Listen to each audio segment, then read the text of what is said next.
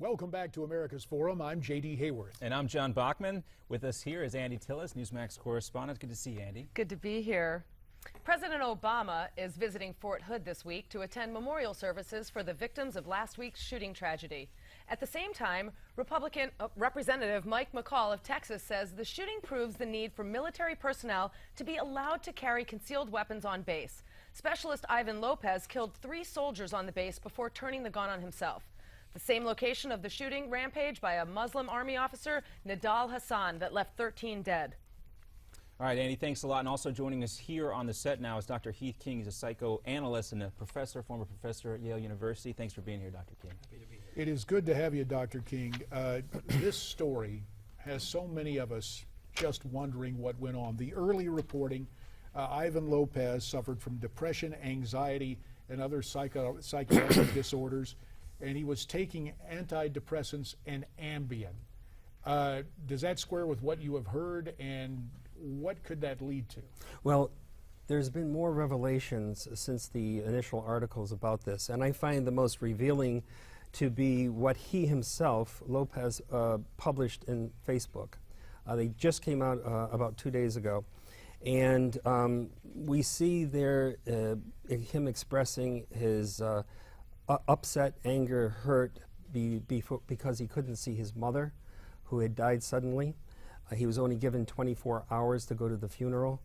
There must have been some guilt feelings and anger towards the Army bureaucracy because of that. Also, he was under great economic pressure because he had not only his family to support there on the base, but he had 2 children from a former marriage in Texas, and he had asked the Army in order to economize so he would be able to fulfill their needs and see them, could they allow his children to stay with him on the base? And the Army said no. I think that was 2 gross, insensitive decisions on the part of the Army that contributed to the exacerbation of his depression, which I believe goes back to his experiences in Iraq. That again is expressed in Facebook because a year after he left Iraq, he expresses a pain in memory of what he called a brutal explosion that took place about 1,200 meters from his convoy, and that he at that moment says, "I'm trying to breathe, I'm trying to calmly fulfill my mission and get out of here alive. I'm only thinking of my family."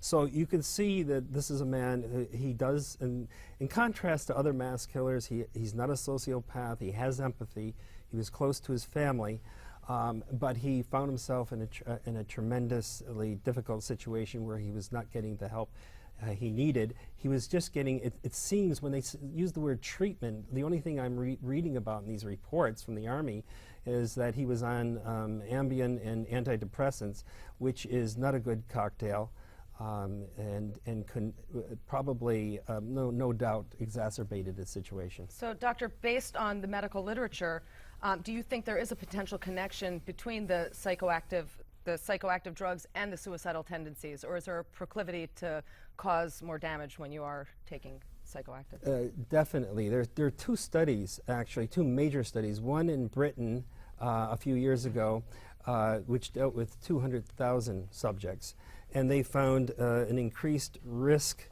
in suicidal thoughts and violent acts with people on the various, and 5 different antidepressants. One was venlafaxine, and that was significant because there was a 2010 study which also pointed out that venlafaxine as an antidepressant contributed to suicidal thoughts and violent acts. And I find this significant because Lawrence Lamer, who's the Kennedy scholar, had asked me, sent me the information about what Mary Kennedy was on before her suicide. And I had looked at it, and I could see that the cocktail that she was on, it included venlafaxine, and these venlafaxine already had been substantiated as increasing the risk of suicide in these studies. Well, let's talk a little bit more about the issue of these psychiatric drugs here, because you recently wrote an article for Newsmax about James Holmes, the Aurora, Colorado theater shooting suspect. Are you seeing any parallel between the drugs in that case that Holmes was on and what supposedly this gentleman from Fort Hood was taking? Actually, that's an interesting question, because it seems like they were both suffering from depression and anxiety. James Holmes was different because he lacked that empathy. He was a sociopath. And in either case, the drugs are not going to help. But James Holmes was on, as he took the anti-anxiety clonazepam, and then he also took an antidepressant, sertraline. So what do you know? Are those the more common names? You know? Yeah, sertraline is a generic for Zoloft. And Okay. they take all of these at the same time. And he was taking a cocktail. And what it is that having the psychological problems itself is bad enough. But when you put these cocktails together, they can bring a person over the edge. It might be just enough to bring them over the edge. So it could be the catalyst, not necessarily the cause. And remember, all medications address only the symptoms, not the cause. So are the doctors prescribing multiple prescriptions, or are they just giving them one and then the patient is seeing other doctors because they don't think they're getting helped? It varies from case to case. And when a doctor prescribes the psychoactive or psychotropic drugs, are they required to come see the doctor weekly, or do they just say, here's your prescription, we'll see you next year? Well, sometimes the doctors, it all depends on the integrity of the doctor. Sometimes they'll just sign it again and they'll get Because it without... isn't it the same as putting a Band-Aid Yeah. instead of getting to the root of the It is, issue? again, because isn't it helping. it only addresses the symptoms and not the cause. And when it has such an effect that when on Facebook, Lopez says, I have gotten to a point where I feel my spirit, my spiritual source is leaving me. I'm full of hate, and I feel the devil is taking me. I'm thinking at that moment when I read that of an encounter I had outside a Miami restaurant with Tom Wolfe, the novelist. We're going to have to leave it right there. We're going to bring you back someday soon Okay. to talk about Tom Wolfe, because that sounds intriguing.